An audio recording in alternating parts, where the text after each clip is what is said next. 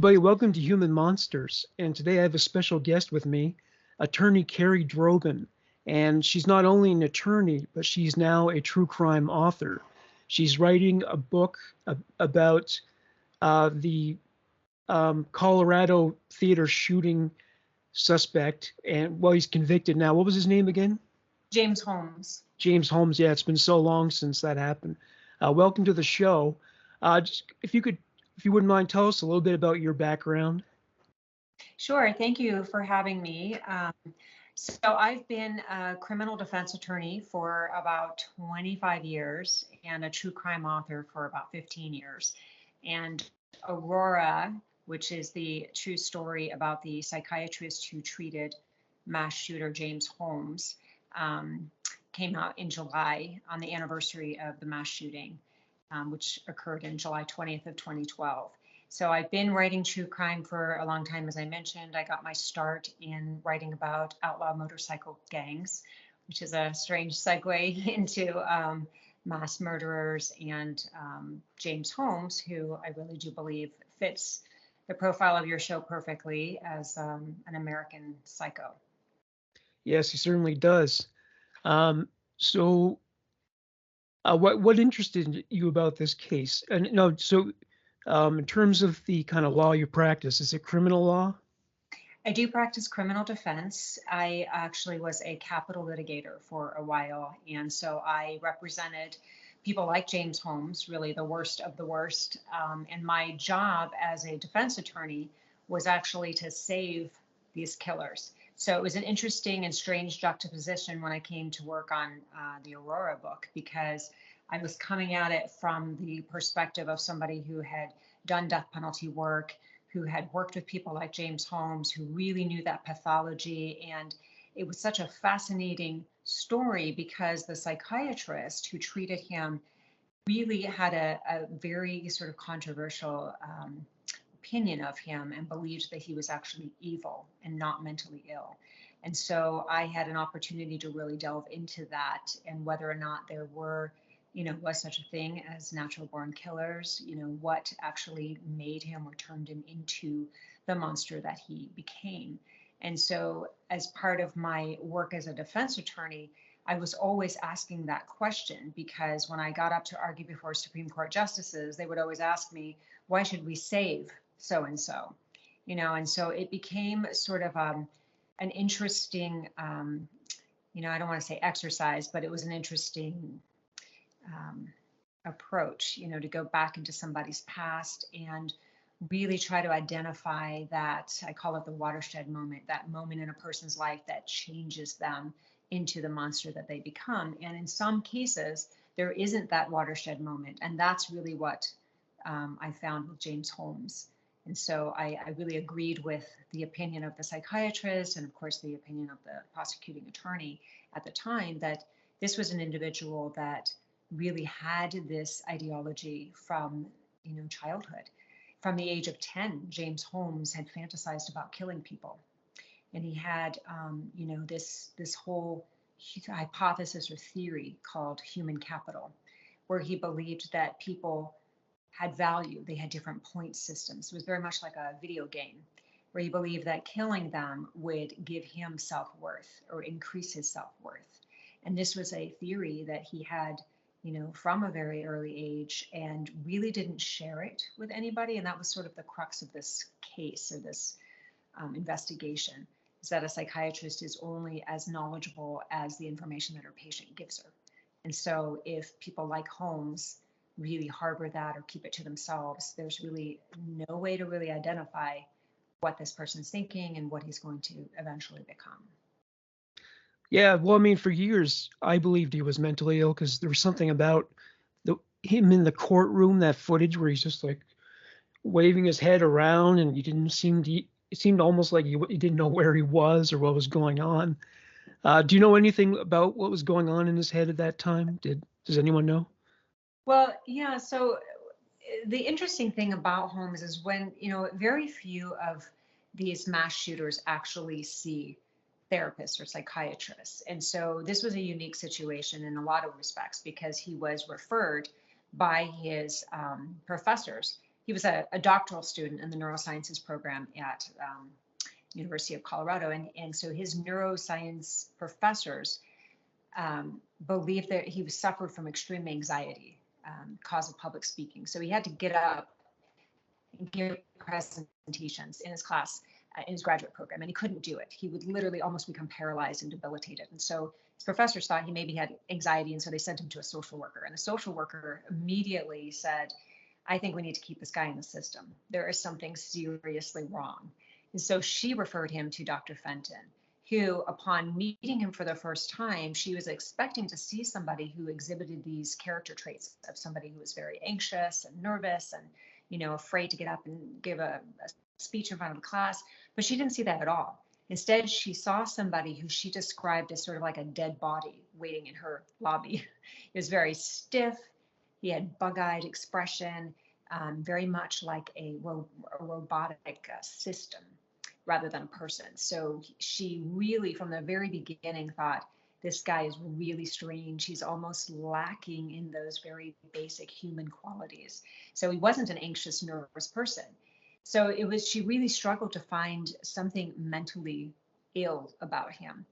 And she described having this sort of visceral reaction to him, that if you walk into a room and you really feel that somebody is evil, you have an adverse reaction to them. And that's how she was with Holmes. So in the courtroom, he was really exhibiting, a lot of those similar characteristics. And by the time he got to trial, it was 3 years later. So that's really important too. I mean, he had his initial arraignment when he was still in the throes of what some have described as psychosis. But 3 years later, when he went to trial, he had been in jail for a long time. He had been medicated. He had, umpteen psychiatrists coming to evaluate him. So it wasn't truly what he presented to Dr. Holmes or Dr. Fenton. So it was an interesting juxtaposition there. So yeah, people saw him as, this redheaded, very, very strange looking persona in the courtroom. And, to such an extent that people started saying that he was trying to emulate or imitate the Joker. Or, he had groupies in the courtroom. They called themselves homies.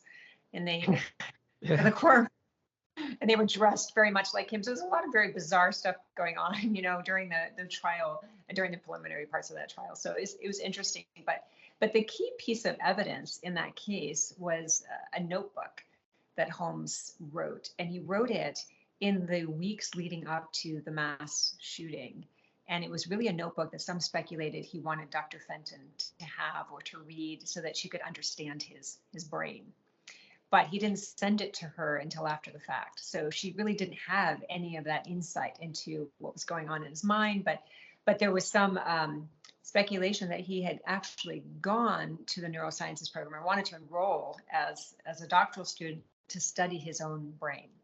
That was the whole impetus. And he wanted to stay alive. He wanted to make sure that he survived his own mass shooting so that people would study his brain. Hmm. Yeah, so they never found any evidence of a psychotic disorder? Well, there were a number of psychiatrists who evaluated him, and so each one of them had a different opinion as to what was wrong with him. And so the consensus is that he might have been suffering from some kind of schizoaffective disorder, not schizophrenia, as was advanced by the defense, but something else that might have been related to that. Certainly had delusional ideas, may have had some kind of psychotic break, but was not mentally ill, as and certainly was not found to be insane by the jury. So it's kind of interesting, anytime you take a case like this and you defend it, you're going to bandy about a bunch of different theories on how you're going to, save Holmes from the death penalty, which of course is what he was facing. So yeah, it was interesting. I mean, Dr. Fenton and certainly the prosecution advanced this theory that he was evil. And so because he was evil, he did not suffer from a mental illness. And so what is known about his childhood? Was there abuse or anything that would have led to his mental illness, or do you think it was congenital? So that's the other interesting piece to this is that, Holmes, like many of the mass shooters that I studied, really came from a very solid family. He didn't have abusive parents. In fact, he had very loving parents. His mother was a nurse. His father was very well educated, a scientist in his own right, and, a very highly intelligent, loving family. So that's the really kind of disturbing part of this. There's nothing that people can pinpoint to. And one of the questions that's advanced in my book and also in many of the mass shooting cases is, can you actually spot a killer? Can you spot them? Can you stop them? And the short answer to that question is no, you can't. There isn't, I mean, there's maybe the common denominator is that they are all men, between the ages of 18 and 24, but that's about where it stops. So Holmes came from this loving family, but what we found out during trial was that he did have some mental illness in his family. He did have relatives on his father's side that suffered from some kind of mental health disorders. So, there is speculation, of course, that a lot of mental illness is genetic based. But again, that gave maybe some explanation for why his behavior was the way it was, but it didn't really go to the core of how he had always harbored this idea that human beings had value. There were points. They weren't actually people, in his own mind. I mean, this was from a very early age where he fantasized about killing them. So that point system, was that something he developed completely on his own, or was he influenced by something, some external source? This was his own making. I mean, it's possible he was influenced by other philosophers out there, but really this was part of his own theory. It was his human capital theory, and he was pretty solid. I mean, he had it from the age of 10, at least that's as far as back as we know. He shared it with some friends of his in the graduate program who really didn't take him seriously at first, because it's really kind of a bizarre ideology, and very much like a video game, where you're accumulating your self-worth by killing off people. So there isn't really a whole lot of or rhyme or reason to point system, but he adamantly believed in and was working to execute. Did he consider his victims to be a very low value in that system? Actually, that's the interesting thing. He actually didn't.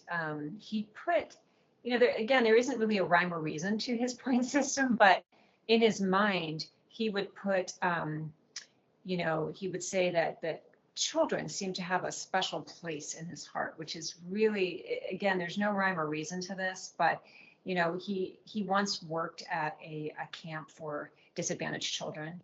And there is some speculation that he may have had some fondness for them because he related on some level to them and believed that he could help them out. So that's the only really strange sort of contradiction to his personality and his the theory that he's evil. So he didn't want to harm children, but he also kind of considered that it's the casualty. They're the casualties of his action, and so it didn't what did he call that? It was like an unplanned thing. If they happened to be in the area and and they got hurt, that was too bad. That was just sort of the cost of doing business in his mind. So there really wasn't any hierarchy in that respect. It was just, these are the points, and this is how I'm going to accumulate my self-worth, and and so be it.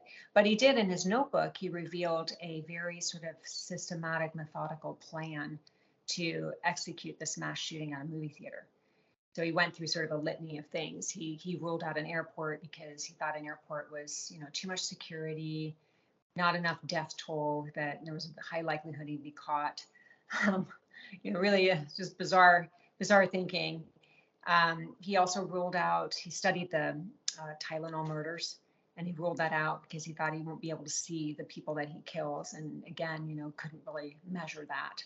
So that, he ruled out bombing, although he did. I mean, this is something I think a lot of people forget, is that there were 2 crime scenes. He had his mass shooting in the movie theater, but he also had booby trapped his apartment, and he had laid out a number of homemade bombs. He made napalm bombs in his apartment and booby trapped his entire building to go off. And the whole objective to him was to have the first responders go to his apartment building, blow up and not be able to respond to the movie theater. So his whole plan was very methodical.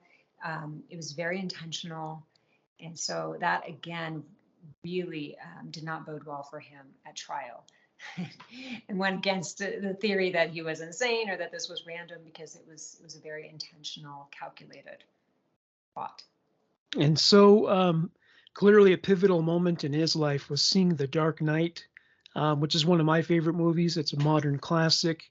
There is something about the way it was shot and the way Heath Ledger played the Joker that was very compelling, and a lot of people are huge fans of that movie. It came out 2008, and to this day, it's still people still talk about it. So, what do you know about the impact it made on him? Well, so it's an interesting thing. There were lots of theories about whether or not he was influenced by The Dark Knight, because, of course, he chose that deliberately as his, the movie, the premiere to go and do his mass shooting in. And he did actually have some fascination with the movie. I mean, there's some research that indicates that he played certain scenes over and over again. He was very fascinated by how many the body count that the Joker had in one, not in the Dark Knight, but in the prequels or the previous movies. So he seemed to be fascinated with that. He ordered a Batman mask. He obviously dyed his hair orange to match the Joker. But he chose the premiere because, and the midnight showing of the premiere, this is what he says, because he didn't think there would be many children at the premiere, which is very odd way of doing it. But so whether or not he was, influenced by that particular character or that movie is still speculative, but there's certainly enough linkage to it to say that he had some influence. And I do think it's a brilliant movie as well. I think it was, the character, the Joker, is highly complex, highly intelligent, and of course had some of the same ideology and philosophy that Holmes espoused. So to say that there wasn't a link, I think is probably not accurate, but there isn't a whole lot of evidence to support that he, had some kind of fascination to the Joker outside of that movie. So, and did he ever discuss the Joker with any of the analysts that questioned him? There was Dr. Reed had asked him about that, and the police had found some paraphernalia in his room that seemed to indicate that he had been fascinated with it. He also had contacted a radio host who, I forget now what the movie was. It was a trailer, um, kind of a parody of The Dark Knight. And Holmes was fascinated by the Suffocator of Sins, I think is the name of it.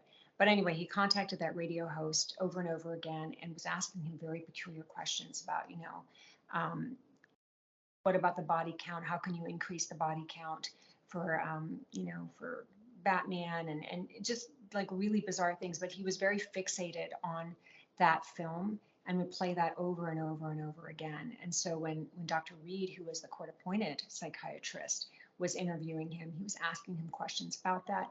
But that psychiatrist didn't put a lot of weight onto that theory. But I mean, in my own research, I do believe that there is a connection. There certainly was a fascination with it, and and I think there was enough to support that he emulated that character, and certainly to some extent thought he was embodying some of the philosophies of the Joker. Is there anything known about how he feels about the bombing in retrospect?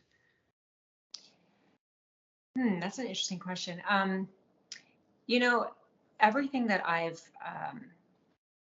read and the interviews, I mean, he did like 24 hours of interviews with his court-appointed psychiatrist, and there is nothing to suggest anything like remorse or, regret or anything. In fact, the thing that was most chilling to me in listening to the interviews is he described killing the same way that he described broccoli.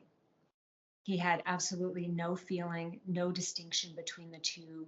It was just a thing to him. It was just something that he did. And so I don't think he really ever, um, absorb the gravity of what he did. He seemed very checked out, very disassociated, even at trial, was emotionless. And again, goes back to the whole characterization that Dr. Fenton had of him, which he's very robotic, very much like a system to be studied, and didn't have any emotion, people that he killed. Hmm. Yeah, so it sounds like maybe he has antisocial personality disorder. That's a possibility too, yeah. Yeah, I mean, and of course, that's the kiss of death, when you're doing death penalty work. You don't want somebody with antisocial personality disorder, Oh, because yeah. is the definition of, the psychopath. I mean, it's somebody that really has no emotion or feeling and can't be cured, can't be rehabilitated. And so, and I think he certainly exhibited those traits, and there were enough psychiatrists involved in evaluating him that would probably have attributed some of those traits to him. And as a defense attorney, I'm wondering, how do you approach a case like that where the evidence is mounted against them? Um, what would you have done as his attorney? Um, well, I mean, I think first of all, I've had cases, probably not as dire as Holmes, where the first thing you want to do is crawl under the table and kind of absent yourself, from the courtroom, but you can't. I mean, the really, I think, sad thing about those cases is, the hatred that comes from the jury, and rightfully so, against your client who's they believe has just committed this heinous crime, has destroyed their victims' lives and destroyed the lives of the survivors. I mean, it's just a horrific ripple effect of this trauma that they incur. Um, but I think for me as a defense attorney, many get asked this all the time, how do you sleep at night? How do you live with yourself when you represent somebody like that? And I think this was definitely true for the attorneys that represented Holmes, is that, you try to have laser focus on the fact that you are representing an individual like any individual that is deserving of a fair trial. And so for me personally, I always look at how can I make sure that this person has a constitutionally fair trial. And I don't focus a whole lot on the facts, because, the facts are the facts. And you don't want to emphasize them with a case like that. But I found myself in writing this book. I mean, I've been both a prosecutor and a defense lawyer. So I had the unique perspective of being on both sides and being able to come at it from both sides, and asking myself, which I did during the writing of this book, how would I have treated this?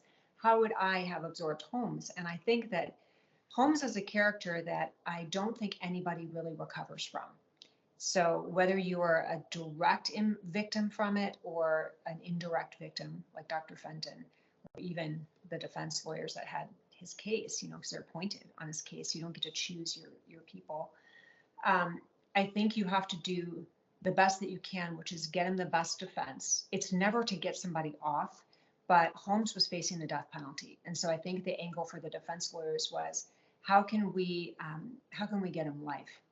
How can we get him life? How can we convince a jury that he's insane? And then maybe with insanity, get him help, get him some kind of rehabilitation. Now, I personally don't happen to believe that he could have ever been rehabilitated. I don't believe he was insane. I support Fenton's position that he was evil. And so from that perspective, I think it would be a fascinating case, to try, because, and I think they actually did the best they could with what they had. They brought in, their psychiatrists, their experts to evaluate him, but they had a hard time. They had a really hard time finding psychiatrists that would support their theory that he was insane.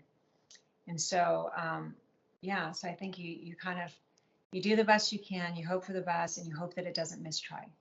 And so, and I think that's what they did, it didn't mistry, and they did it once, and, but I think it's one of those cases, it's either a career ending case, or it's launching a career. And I think for the prosecutor and the defense lawyers, I believe it was a career pause, if I may, because I think that you don't recover very easily from those kinds of cases, partly because you're spending so much of your life. And I mean, this trial, it took 3 years to get there. And then, you're you're listening to the evidence of the survivors and the first responders, which is just gut wrenching. And the trial was public. So I think all of those factors combined make it an incredibly difficult case to try from both sides. Yeah, I've been wanting to interview a defense attorney for a long time. And one of the things I'm curious about is why someone would take on a case like that, like knowing, oh God, what chance do I have in winning this one? And I guess ultimately the going for a plea deal is probably the best tactic to go for. Um, so yeah, what does go through an attorney's mind when they take on a tough case like that? Well, I think, I don't know how the practice is in Colorado, but and they don't have the death penalty there anymore. But Arizona is definitely a death state, and so there aren't plea offers extended for death penalty clients. So that's the first difficulty. And so I've always been of the opinion that I think a plea is better for everyone involved because it's some finality, and I don't think that there is such a thing as closure for the victims or the victims' families, because this just irrevocably changes them. And I don't think that putting them through a trial is good for anyone. But there was something interesting that came out of Holmes' case that really has stuck with me, and the reason that the judge in that case wanted it to be a public trial. And he said something that I don't think is very common actually in a lot of death penalty cases, but death penalty cases are done in 3 phases. So you have the guilt phase, where the person's convicted. Then you have a mitigation or an aggravation phase, and then you have the sentencing phase.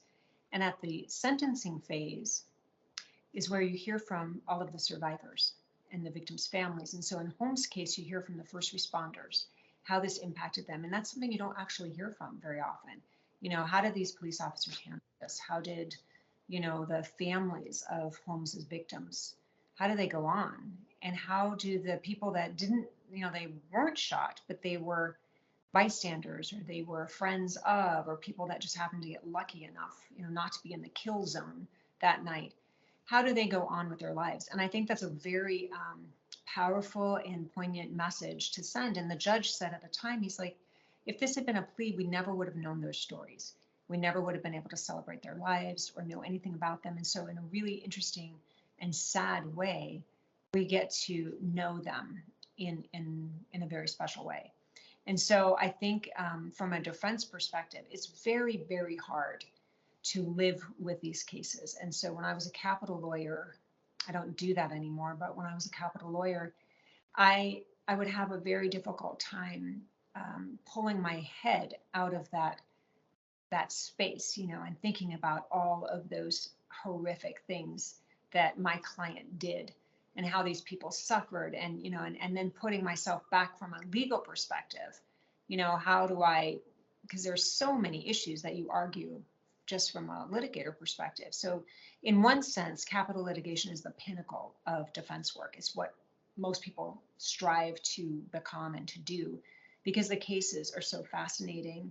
The pathology is so fascinating. The legal issues are so fascinating. I mean, it really is, just from a litigation standpoint, an extraordinary privilege to be able to do that. But it's also, it takes a toll. And for me personally, it definitely took a toll, and I could not do it anymore. And so I think when you reach a point where you can't separate the two, or you can't mentally get out of that headspace, then I think you have to just not do it anymore, because you're not doing a service to your clients. So it is very stressful, difficult, and you're dealing with not only the person who did the crime, but you're dealing with all kinds of mental health issues that usually go along with it. You're dealing with lots of experts, and you're dealing with family members, because you're trying to find mitigation for your clients so that they can maybe be rehabilitated, maybe live. It's a very extreme. And then it just takes a very long time. I mean, I had a client on death row for almost 20 years when I started, and I got a call a couple of years ago. One of my clients was going to be executed. And I got a call from a reporter saying, "Do you want to witness the execution?" Hmm. thinking, why on earth would I want to witness an execution? But there are lawyers that will do that for their clients because their clients ask that, and so, and that fortunately, that has never, been something that I've done, but I certainly can understand the stress and the difficulty in having to sit there and watch your client die, so it's a very dramatic and stressful for everyone involved.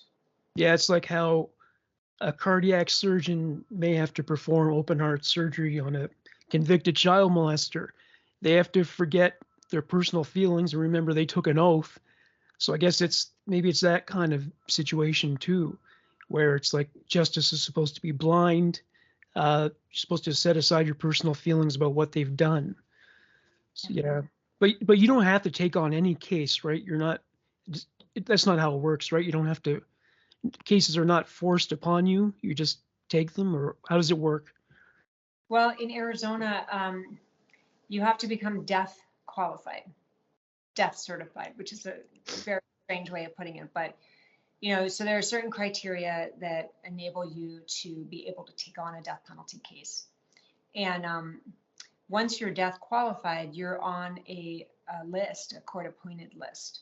And so the only time I've ever really been able to choose whether or not to take on a case is when I've done post-conviction work. But other than that, it's a court appointment. And so you can't actually choose your clients. And so sometimes you're stuck with some real, horrific cases. I mean, I've represented some very dark characters. I've had a couple of serial killers on my roster. So it's been a very interesting experience. There have been really maybe only one or two that I've been able to actually get off of. But for most, you're appointed by the Supreme Court, and that's who you get. You're on a rotation, and that's who you get. So I think that makes it even more difficult sometimes for lawyers to remember that you're there to be of service and to do service for your client. Have you ever had a situation where a client ignored your advice and then basically dug themselves into their own grave, ruined everything? Absolutely. I mean, there are only two choices really that a client can make without a lawyer's advice. And one is to either take a plea agreement, and the other is whether or not to testify. And so I've had situations where I'll have clients want to testify, and I know they're going to go down a very, very twisted path if they get on the stand, but they won't listen to me because they want to tell their story. And so, that's usually always regrettable when they take the stand. I've had clients that, and I know many defense lawyers could relate to this, where the client will just fire you midway through, and they'll decide they can do a better job, and they'll represent themselves. Right. Even though it's a capital case, or I've had clients, mitigation is huge in capital work. I mean, if you don't have something mitigating to offset their heinous acts, I mean, they're basically going to get the death penalty. But I've had clients that will absolutely insist they do not want mitigation, and you have to go through a whole litany with the court where the court makes sure that they're operating, with a full deck, and they're doing this voluntarily, and they won't allow you to investigate certain aspects of their life, or they don't want their family to be dragged through it, and so they don't have the mitigation that they need to save them. And so there are any umpteen scenarios where that happens, and it just becomes incredibly challenging and difficult because you're not dealing in most cases with very rational people. And so so you're trying to give advice to people who first of all might not trust you, maybe not trust women, because let's face it, most of my clients were men. There have been a few that have been women, but mostly are men. And so you have to get beyond that trust factor too. And so there's a lot of hand holding in death penalty work, and lots of visits, to the prison to kind of establish that rapport. So it's just a very interesting, Yeah. And I was wondering too, like, one thing I know about serial killers is that they typically don't murder people of both sexes. It's usually one or the other, usually women. I mean, was that unsettling as well, to be with a guy that killed like 6 women and killed them because they were women? Very unsettling. In fact, one of my first serial killers that I represented, um, flat out told me that I matched his victim profile. Oh, great. So yeah, you have to go in with sort of blinders on, and and it's, a lot of times they'll say things to sort of rattle you or see if they can, if they're going to catch you off guard. And so the big thing with them is to show that, they can trust you, that, you go in with you show no fear. I mean, it's an interesting dynamic, and it's especially interesting being a woman in death penalty work for all of those reasons, because you're right, most of their victims are women. You have the con artists, you have the men who are trying to charm, their lawyers, and so you have to always be on guard, on edge, and just pretty savvy to what they're up to. And then there are those who, even while they're on death row, still claim that they're innocent, even though the evidence clearly suggests otherwise. So have you had them just lie to you and you knew they were lying, but there was no way to get them to tell the truth? Yeah, in fact, I used to start off my conversations with them by telling them I don't want to know if they did it or not, because all I want to know is what I can defend, what I can defend and what the prosecution can prove. I mean, that's what's interesting to me. But I'm not going to put them on the stand if I know they're lying about something. So it's always a very tricky dance that you do with that to make sure that they don't, get you in trouble or get themselves in trouble. But yeah, for many times they're going to tell you a story. I had one where I had somebody confess to me when I asked him, let's talk about the murder. And the response was, which one? And so, but because of attorney-client privilege, I wasn't allowed to disclose any of that. So that's also an interesting, Oh, strange position to be in, where your client has committed all these other crimes and you can't say a word about it. It's like a priest, you have to keep that secret. yeah. The thing is, too, it's, in terms of ignoring advice or taking a course of action you would not recommend, if they were inclined to follow the rules, they wouldn't be criminals, obviously. So did you represent any of the bikers that you wrote about, or any bikers at all? No, I've actually not ever represented a biker, but I have been told by some of my clients that my books have been mandatory reading for their their Yeah. clubs, which is very interesting. I've had some of my books circulate in the prison, um, especially my first book, Running with the Devil, which was the ATF's infiltration of the Hells Angels. It was an undercover investigation, which had some very extraordinary things happen in it, but it's also kind of is sort of like what not to do. And so that's been interesting. But no, I've never represented. In fact, I've not really written about anybody that I've represented, because I think that would just be a conflict. But I have represented gang members, and I have represented people who have been part of the Mexican mafia, but not anybody in a biker group per se. Oh, you mean like members of the cartels, or? The Mexican mafia is a very unique, it's a gang that has very wide tentacles.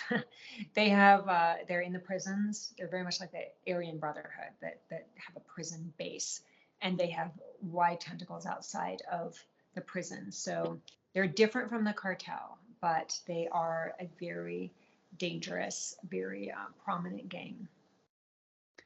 And going back to James Holmes, do you know anything about how his family's reacted to the whole thing, or do they keep a low profile?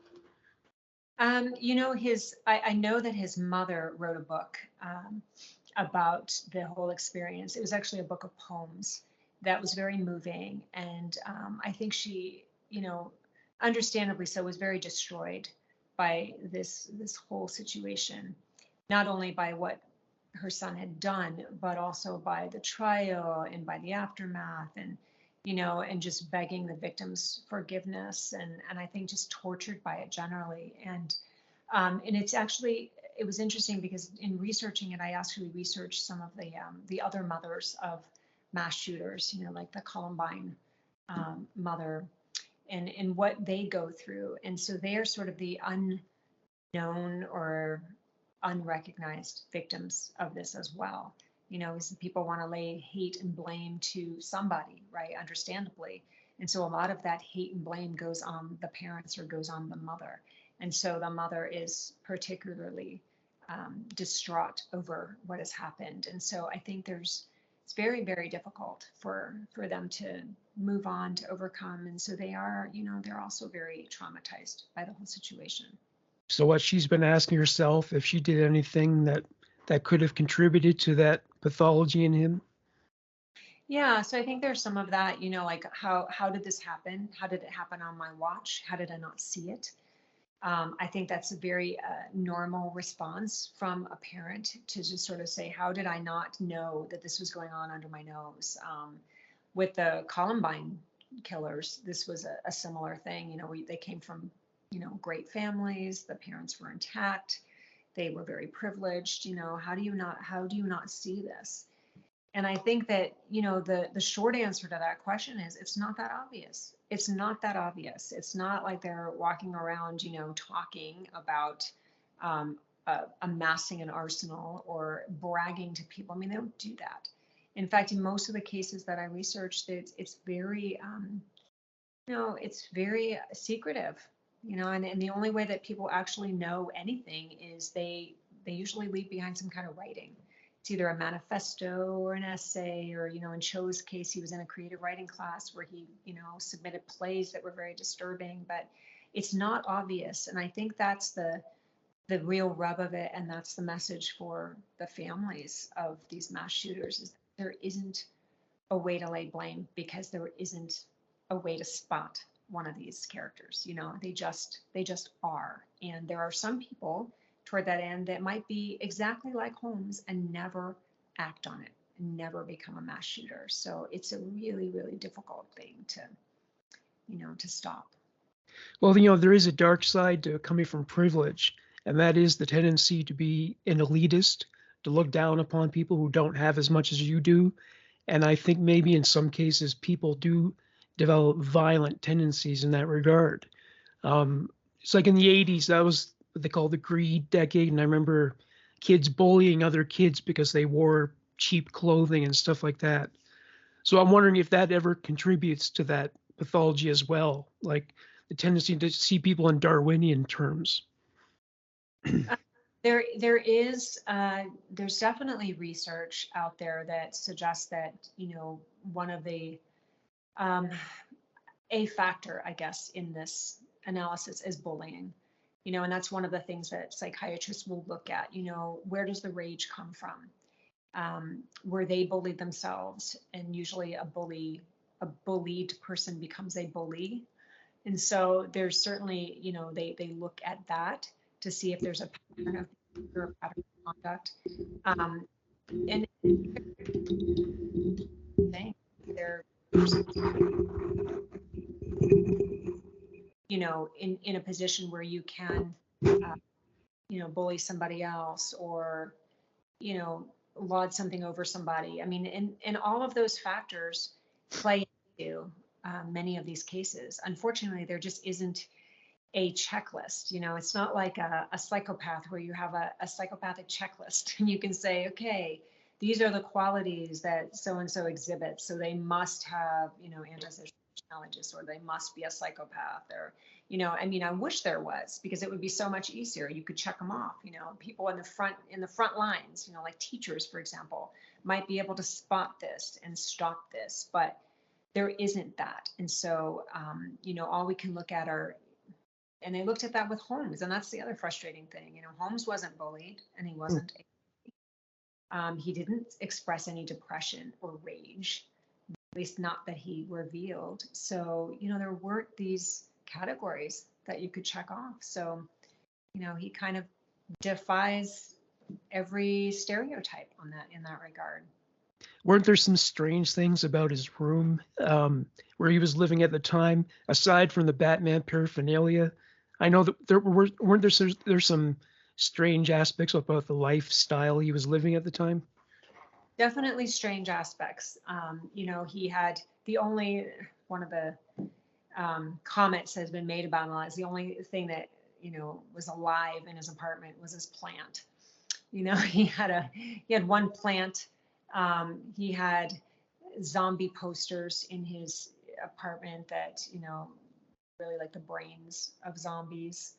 And of course, when he was making bombs, he had napalm bomb material all over his apartment, and he would sleep with bottles of gasoline next to his bed. I mean, it's very, very strange stuff.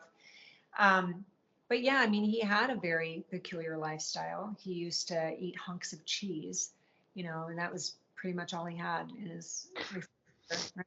Grocery shopping was cheese, and the strange kind of bizarre aspect of this is he did have a girlfriend for a period of time, and you just kind of wonder, like, how, you know. I mean, I guess there really is somebody for everyone out there, but I mean, how do you have like somebody that has a relationship, or whatever that relationship was, but yeah, enough to where he was able to um, at least imitate some of the social mores, to have a relationship. But yeah, very peculiar things about him.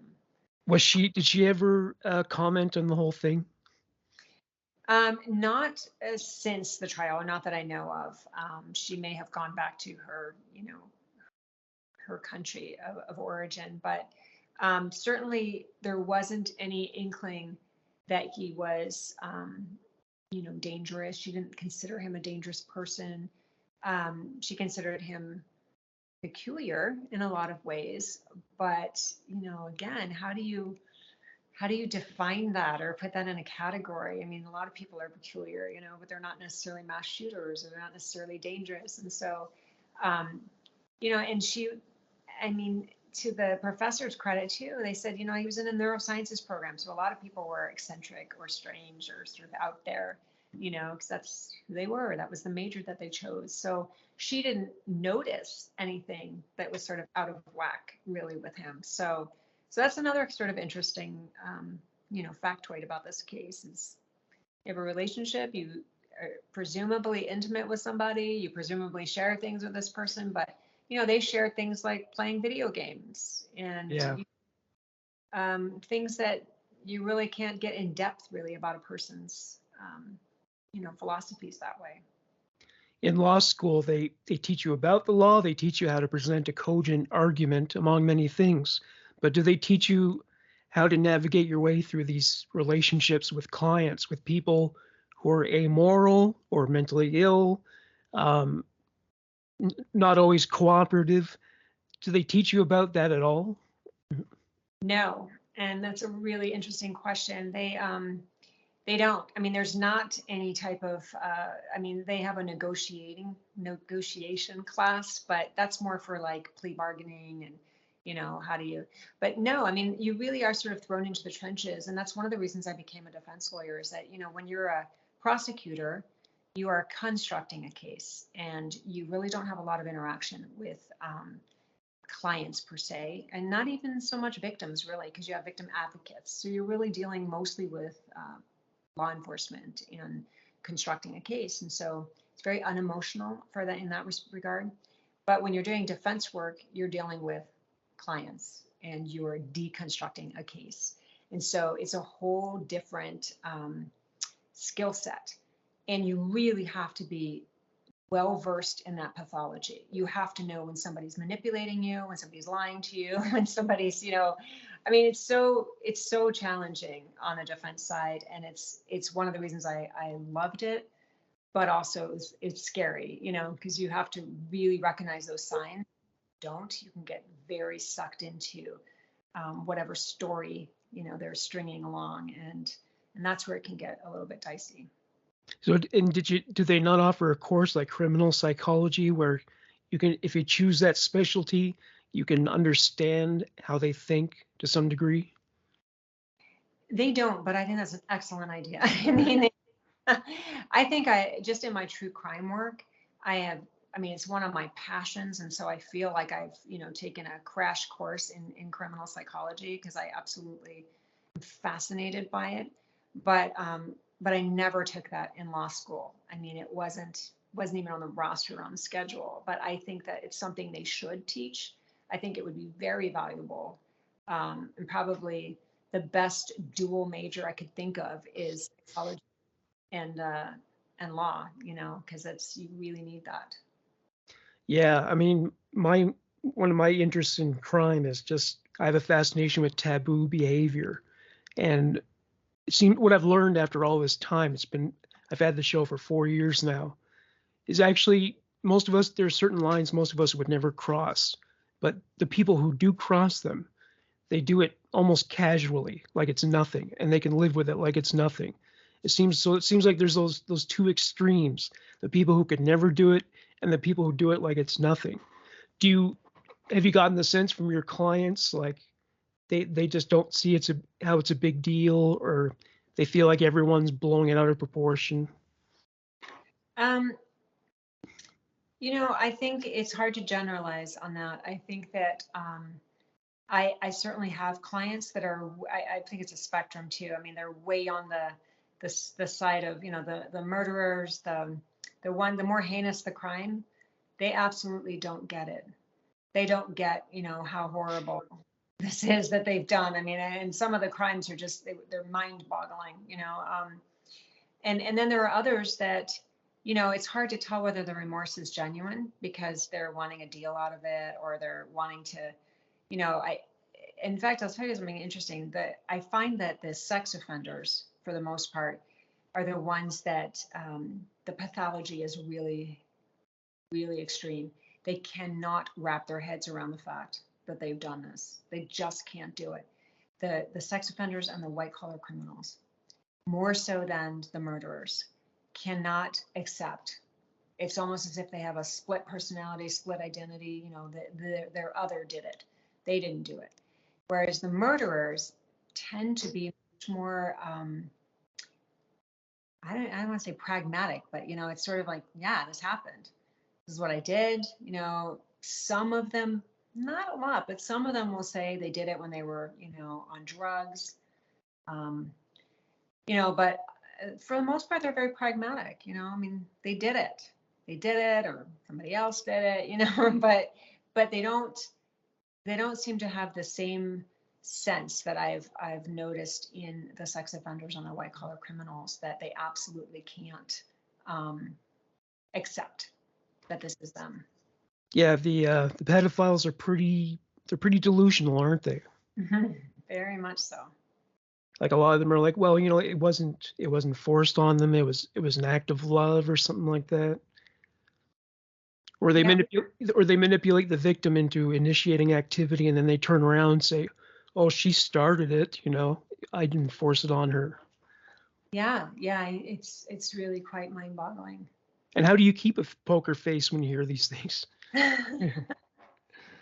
think it's experience. I think it's I start from the premise that they're going to tell me whatever they're going to tell me, but I've got the facts in my head. I mean, I try to go in with an open mind, but it's hard. It's hard to really sort of sift through, what they're telling me. I mean, I think, and I know this is weird from a defense attorney, but I'm not a bleeding heart defense lawyer, and um, I don't start from the premise that they're innocent. I don't. I mean, I come from the premise that they probably did it. So how can I defend it? What's if they murdered somebody, is there a self-defense claim? If they were they drunk? Were they on drugs? What's the mitigation? That's how I approach it. It's never really, did they do it? Yeah, well, I think that's what most people would want you to be, that Mhm. kind of person, because they don't want anyone to feel sorry for the client. Right. Right. Yeah. I mean, you got to go in with what you can defend or prove. Are you a mother? Yes. And you've represented like pedophiles? Yes. That must have been that must have been quite rough. Yeah. I mean, there are definitely certain cases that I would, that I prefer more than others. Yeah. But but again, it comes down to the pathology of it. I mean, there is a certain kind of person um, that commits the sex crimes. For the most part, there are exceptions, but it's really a certain pathology. Um, and I think if you're well versed in it and you're familiar with that, you kind of come at it from that perspective. You know right off the bat that they're going to underplay what happened, or, and I asked myself, is this a person that's a repetitive offender? Is it a person that's, maybe can be rehabilitated? Would they benefit from a risk assessment? All of those factors kind of come into it. And then, so I approach it from an intellectual perspective rather than an emotional gut level. So where's James Holmes today? Is he in a hospital for the criminally insane, or did he get the death penalty? I can't remember now. No, he got the longest sentence in U.S. history, which is 3 years. So he's in prison, and the last time I checked, he's moved frequently because he's a target in prison.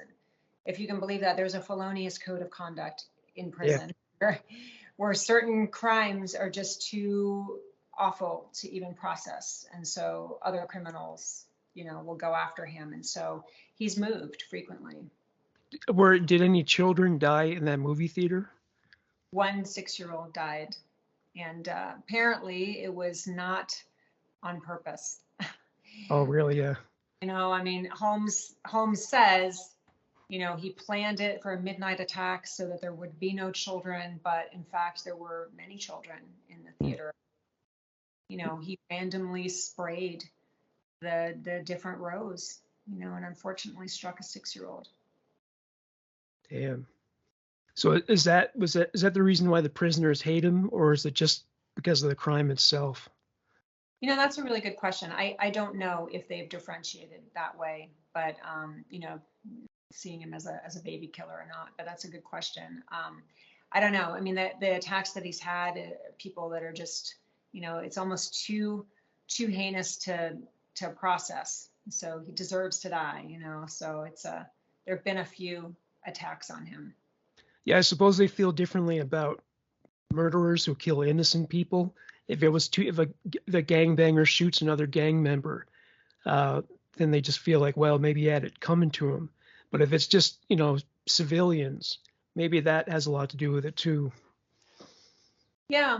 I mean, that's a good point. Again, this strange sort of felonious code of conduct. Like there's a barometer of people that deserve to die versus the true innocence, and so maybe that factors into it. I mean, it's hard to say. Yeah. Well, thank you very much for joining me today. I appreciate you doing the show. And what was I going to ask? I was going to ask you one more question before you go. Without naming names, describe a case where it was so difficult that you were like relieved to be done with it. We were like, oh, thank God. Actually, it was toward the end of my death penalty work. I was appointed on a case that it was too close to home. And this was a person that I really did not believe I could help in any way, because he truly personified a psychopath. I mean, if there was ever a client that fit that category, this person was it. It was disturbing to visit him. I found myself having, sort of in a lot of ways, the way Dr. Fenton reacted to Holmes. I had a visceral reaction to him. And that's when I knew I had to get off the case. There was no way that I could really defend him objectively. And that's the only time that's ever happened. So what, he was like creepy, or was it something like that, or? Yeah, it was almost like talking, it's a weird way to describe it. It was like talking to a hole, like there was nothing there on the other side. And I've never had that experience before. And, his crime was, I mean, they're all brutal, but this one was particularly brutal. It's very disturbing. He had killed a young woman, and he had absolutely no feelings, no remorse, no feeling at all about him. And it was a very strange encounter. And that's the only time that that's ever happened to me. And, like I said, I have a pretty long career as a defense lawyer, but this was a person there was nothing there. I couldn't help. And I really did feel that, you know, there was something evil about him. Yeah. Well, I mean, that's the thing. Because they have nothing inside, that's how they're able to dehumanize other people and kill them like they're just objects, like they never mattered. Yeah, yeah, that's exactly what this was. It was hard to get off that case too, by the way. The Oh, court was was it? tough. So I had to come up with a reason to get off the case. And that was it was interesting. I didn't, you know, I had to come up with something that was diplomatic, you know, like how do you get off a case that you're supposed to represent this person and defend them, and couldn't do it. So moral objections are not enough, huh? No, no, they're not. Okay. Well, thank you as I said, thank you very much for doing the interview, and have yourself a great day. Thank you so much. It was a Uh, pleasure. and Appreciate it. what's the name of your book? It's Aurora, the psychiatrist who treated the Colorado movie theater, tells her story. Oh, great. Does it contain like transcripts of interviews? It does. It contains it from her perspective and also Holmes's perspective. Oh, that'd be very interesting. All right. So, everybody, if you want to learn more about the psychopathology of a criminal, read that book. All Thank, right. All right. Thank you very much. thank you. It was a pleasure.